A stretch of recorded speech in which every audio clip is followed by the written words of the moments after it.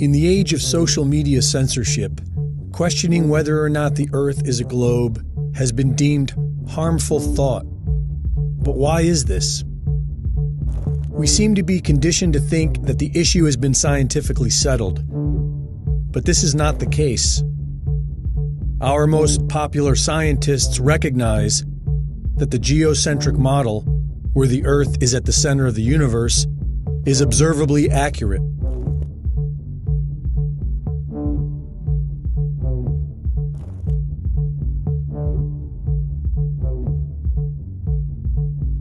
Edwin Hubble and Stephen Hawking went as far as to say that they reject the geocentric model not based on scientific reasoning, but rather because they find the thought of being at the center of the universe to be emotionally disturbing. Physicist George Ellis stated that you cannot disprove the geocentric model, you can only exclude it on philosophical grounds.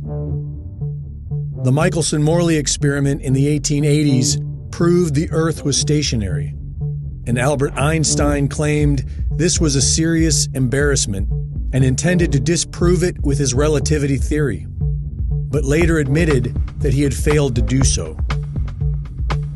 We are conditioned to think that the heliocentric model is scientifically superior to the geocentric model, but when we apply scientific reasoning, we discover that this is not true. Contrary to popular thought, the scientific community has disputed the heliocentric model for centuries, such as the Earth's curvature. According to the heliocentric Earth model, the Earth is 24,000 miles in circumference, and if one were standing at sea level, they should only be able to see less than 3 miles before the surface of the Earth curves out of view. But this has been proven to be false for centuries. From the Bedford Level experiments of 1838 to modern photography. This photograph of Chicago was taken almost 60 miles away from Grand Mere State Park in Michigan. On a spherical Earth, this would be impossible. Using the Pythagorean theorem and the current dimensions of the Earth, the top of the tallest skyscraper should be 900 feet below the observable horizon. Local news explained this anomaly by claiming the image was a mirage. And what you're seeing here is a mirage. We typically would not be able to see this from the Lake Michigan shore. We talked about this last night.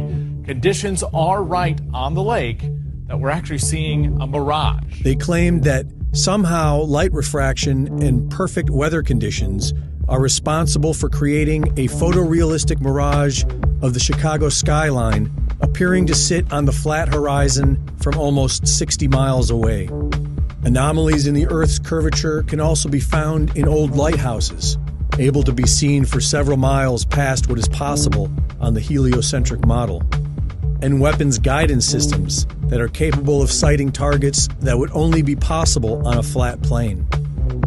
We are accustomed to observing ships disappearing over the curve, but with modern consumer cameras, we can observe that this seems to be an optical illusion based on light reflection and the laws of perspective.